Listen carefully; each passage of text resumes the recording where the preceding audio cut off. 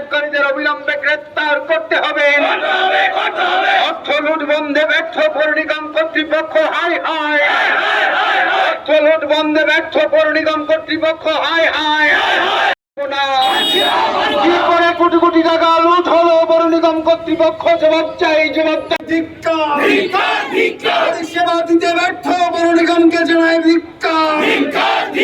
কোটি টাকা লুট হয়ে গেল, কর্তৃপক্ষ বলছে জানেই না, আমরা তা মানছি না, মানবো না। কোটি কোটি টাকা লুট হলো পৌর নিগম কর্তৃপক্ষ, জবাব চাই, জবাব দাও। মানুষ জানেন যে আগরতলা পৌর নিগমের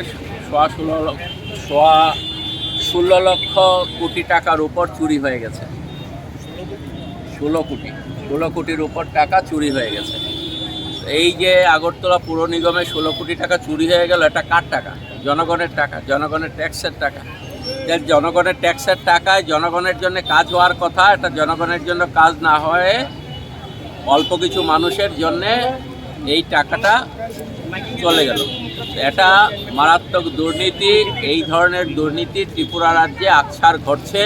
ত্রিপুরা রাজ্যের বিজেপি পরিচালিত সরকার থেকে শুরু করে আজকে পৌর নিগমে এই যে দুর্নীতি হচ্ছে এবং যে সমস্ত কাজগুলো আগরতলা শহরে হচ্ছে, জনগণ সেখানে বলছেন বিভিন্নভাবে যে সব কিছুর পেছনেই আজকে দুর্নীতি হচ্ছে, লুটপাট হচ্ছে।